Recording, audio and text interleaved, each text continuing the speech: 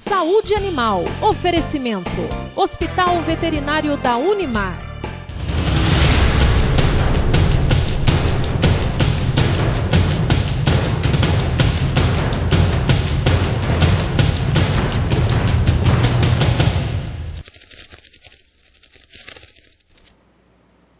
Olá, sejam bem-vindos. Começa agora mais uma edição do nosso programa Saúde Animal e você já sabe que em todas as semanas, às quartas-feiras, nós temos um conteúdo inédito para que você e eu possamos juntos conhecer um pouquinho mais sobre esse universo fantástico da medicina veterinária. No programa de hoje, como na semana passada, um tema surpreendente. Na semana passada, nós falamos sobre a preservação das tartarugas marinhas. Foi um tema muito bonito, não é? E falamos até do empreendedorismo das alunas, aluna de medicina veterinária e de direito da Universidade de Marília. Foi um programa realmente muito especial.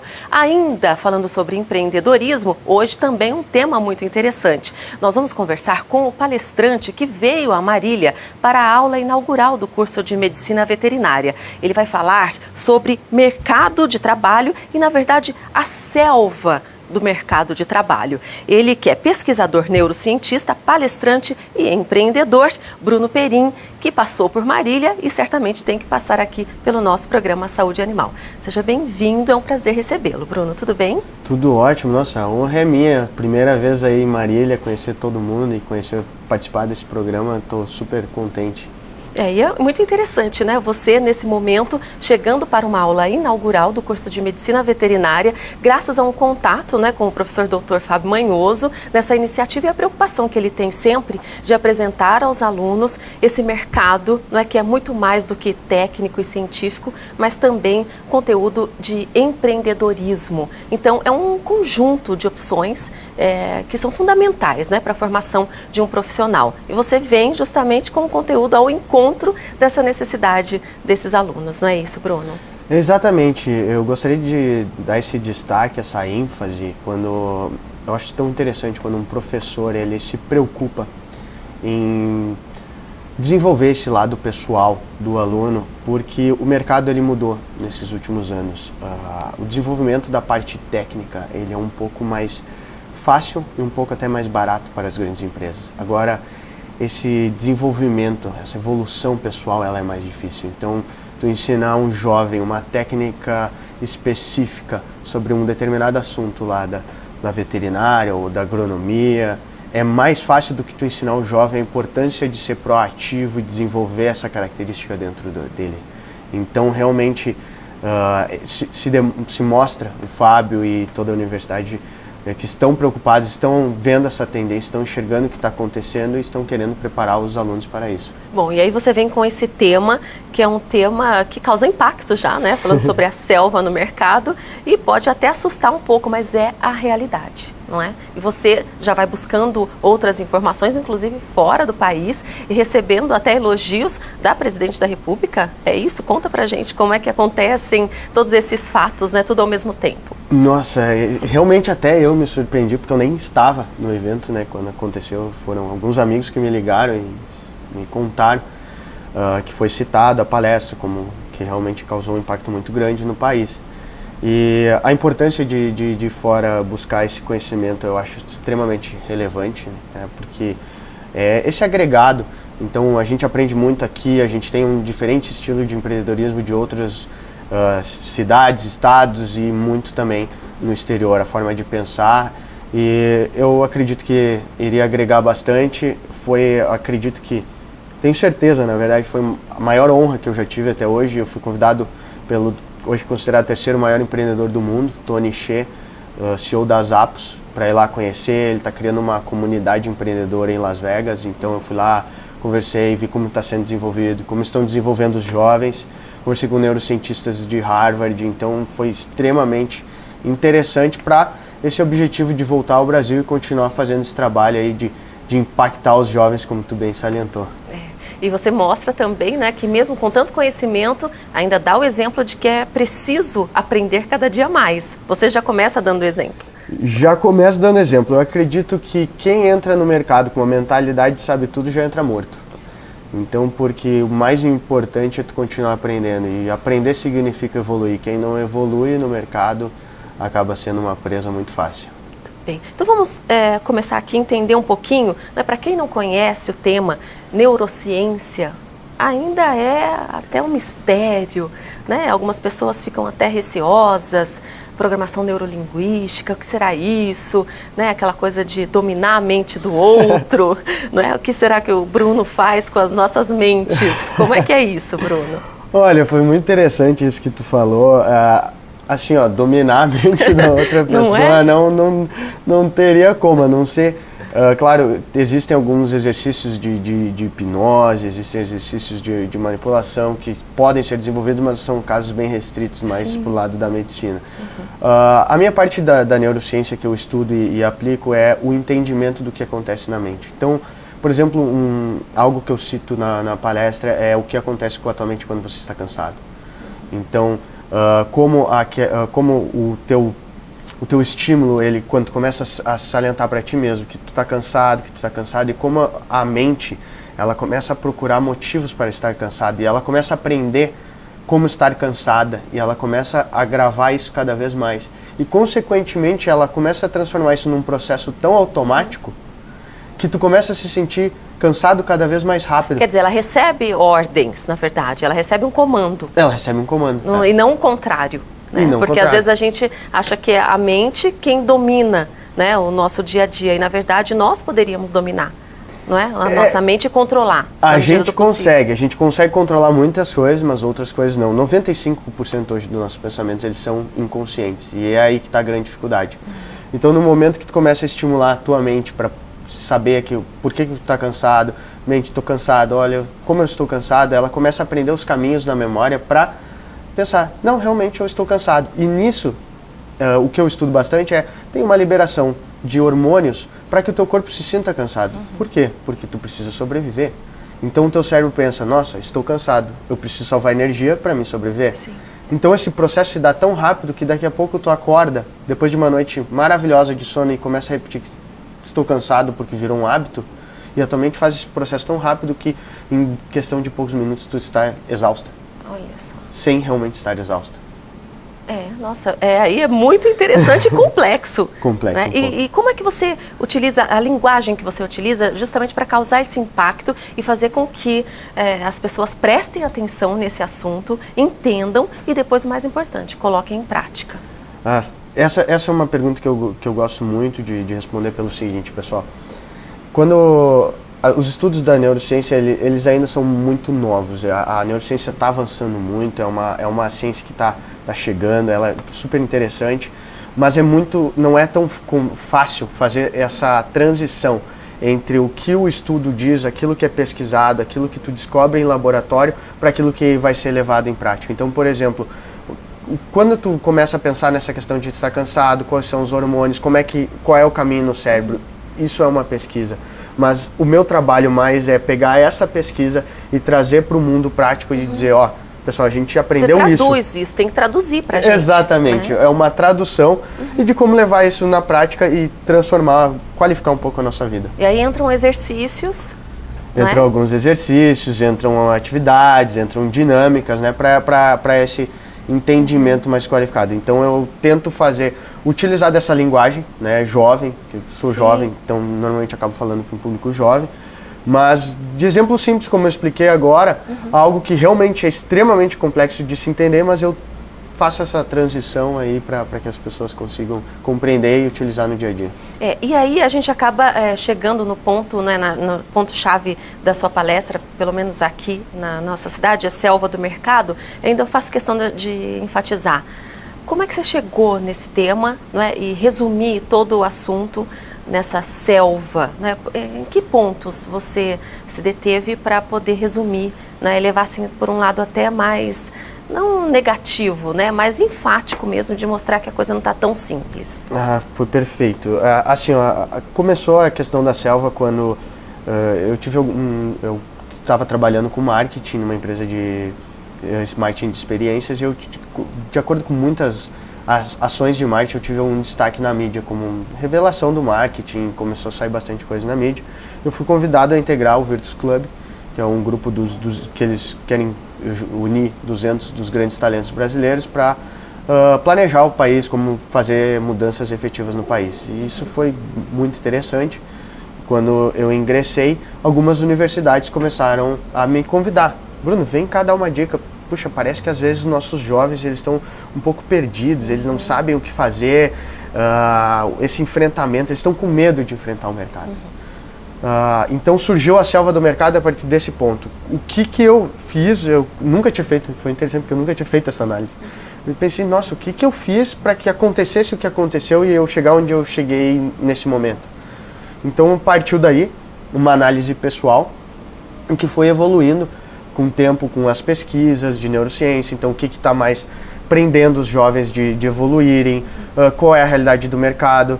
Então alguns pontos específicos que os jovens têm errado hoje para tomar essas decisões.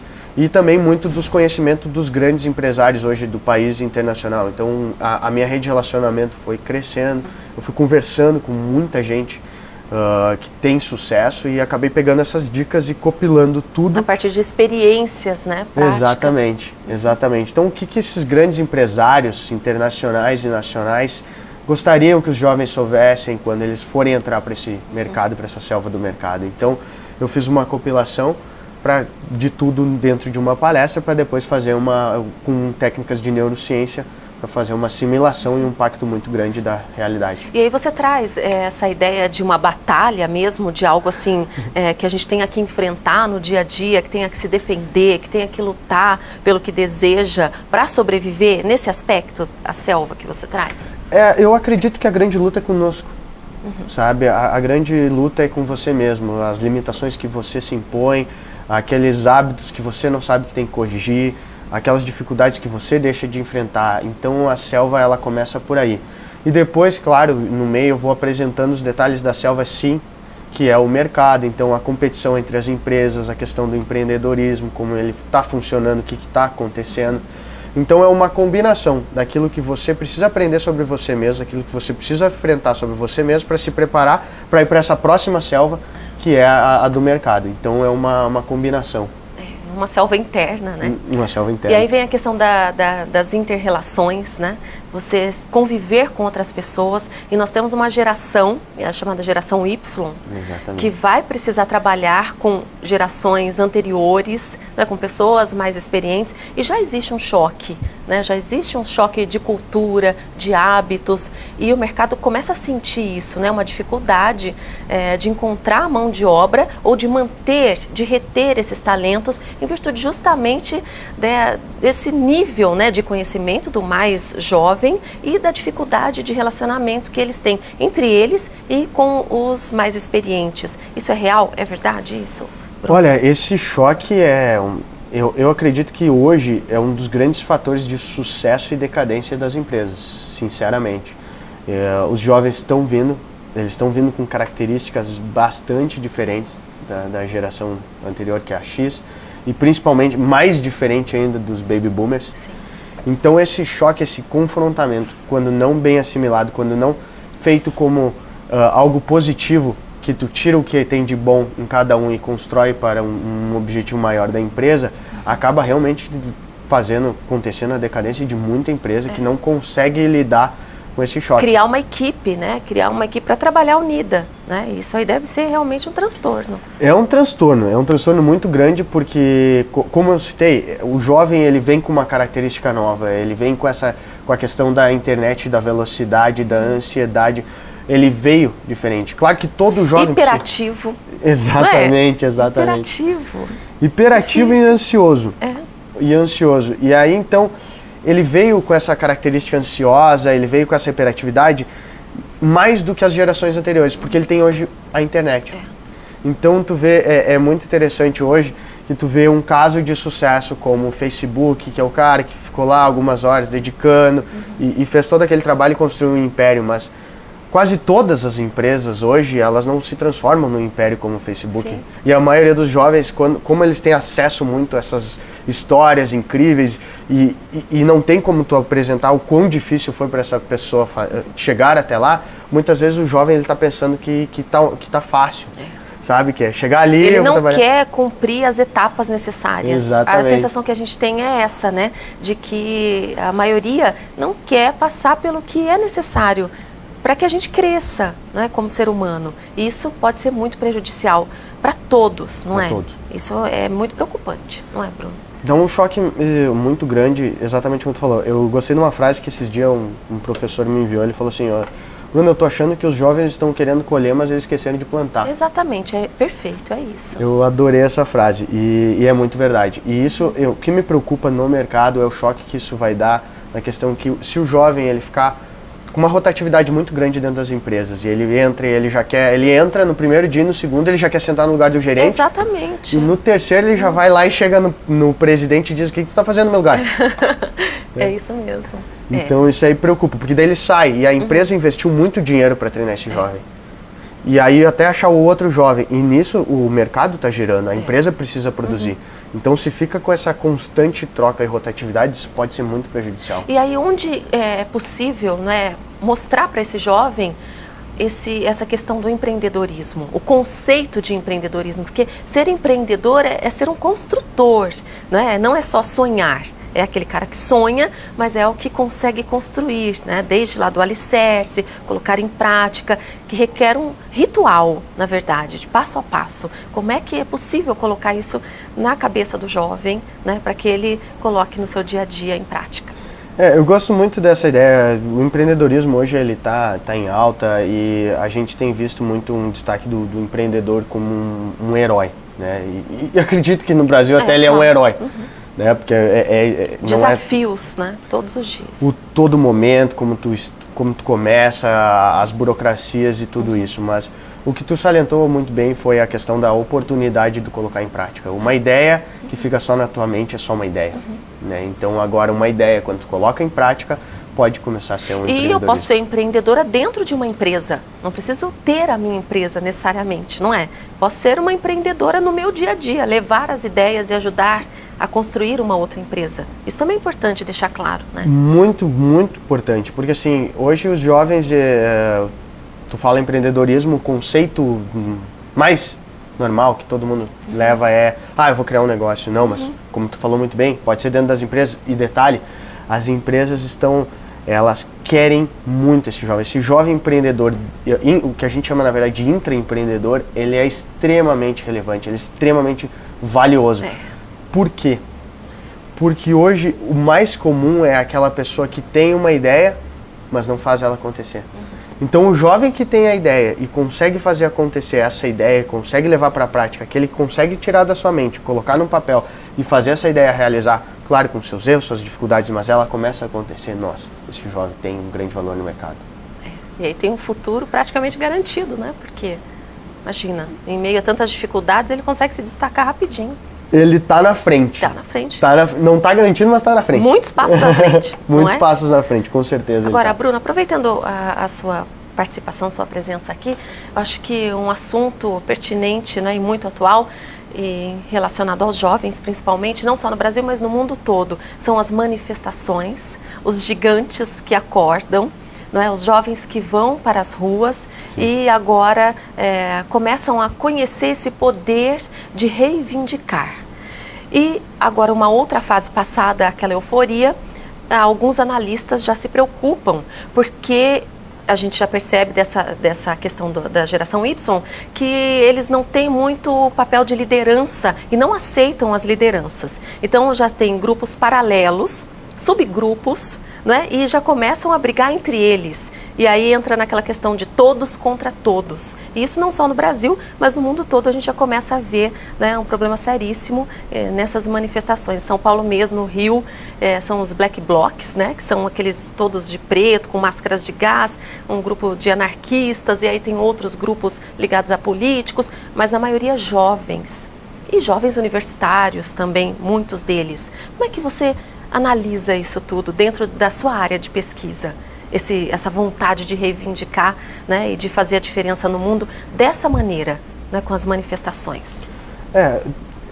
Fazer a diferença no mundo eu acho que todo mundo quer, né? E essa vontade é maior quando tu é jovem, porque tu ainda enxerga o mundo como pode ser mudado, tu vem com aquela energia, aquele gás. Então, tanto que várias pesquisas como a Box 1824 vivem apresentando que as grandes mudanças no mundo partem dos jovens, de 18 a 24, se eu não me engano. Então, é natural as mudanças virem desses jovens. Eu não estava no Brasil quando começou a acontecer, né? Então eu acompanhei, mas eu não estava tão por dentro por não estar aqui. Participei de algumas manifestações lá, eu estava em Vancouver na época. E eu acredito que quando a gente contesta por um Brasil melhor, por uma questão de não corrupção, de direitos, ela realmente é muito válida, sabe? Principalmente a minha grande gana, digamos assim, minha grande ambição seria, eu sou voltado para a educação, o que mais me preocupa. O meu sonho seria um dia um professor ganhar mais que um deputado. Aí eu ia ficar muito feliz, é uma luta que eu tenho. Mas eu acho que nesse contexto as manifestações estão corretas, sabe? No momento que tu realmente quer exigir um país melhor, afinal é teu país, né? Então, a partir disso eu acho bacana. E como jovem, é a primeira vez que ele tem a oportunidade, porque tu estuda na escola. Então tu vê que o teu pai participou dessa, o teu avô participou daquela e conquistaram algo que fez uma grande diferença no teu país. Então surgiu a oportunidade. Por isso que foi uma revolução, né? O Brasil todo foi contagiado por isso, foi demais mesmo. E aí depois, passada essa euforia, como eu disse, a gente entra num segundo capítulo que já é um pouco mais assustador, né? De grupos paralelos, como eu disse também, que se aproveitam dessa situação. E aí a coisa começa a ficar um pouco mais séria. Eu gostaria de dar de repente até uma dica. Eu acho que às vezes falta um pouco de aprofundamento sobre as questões. Então, com as redes sociais está muito fácil de tu fazer de tu convidar outras pessoas a participarem de algo. E hoje está sendo um pouco mais, quando o jovem é convidado, olha, você viu que tal político falou isso e tá errado. E aí, muitas vezes o jovem ele só vê aquilo, ele não checa e ele já replica. Então, tu imagina, um viu, aí já replicou para mais 200. Aí um viu e achou aquilo que é verdade e replicou para mais 200. E esse efeito em cascata, ele é imenso e pode causar realmente um impacto muito grande na sociedade. Mas muitas vezes, às vezes era uma piada, era alguém que fez por mau gosto ou alguém... Então, assim, o que me preocupa muito é o aprofundamento, é checar se realmente aquilo é verídico, se realmente tem nexo aquilo, se de repente aquilo foi apresentado apenas do ponto de vista negativo, mas o ponto de vista positivo... Controlar a ansiedade antes de compartilhar as coisas, né? Porque a ansiedade nas redes sociais é muito grande. E aí a pessoa, como você disse, não para pensar, não analisa e só vai passando adiante, né? Isso só vai passando adiante. Então, o que me preocupa muito é isso, sabe? Eu acho que tem que ter um aprofundamento maior para terem as suas lutas com uma boa estrutura, né? Elas serem concretas, você saber o que está lutando, as consequências, o lado bom, o lado ruim daquilo que você está reivindicando. Então, o que eu vejo, como eu falei, é muito essa ânsia, essa causa por realmente mudar, e todo mundo quer, eu quero, você quer, o Fábio quer, todo mundo quer realmente um país melhor.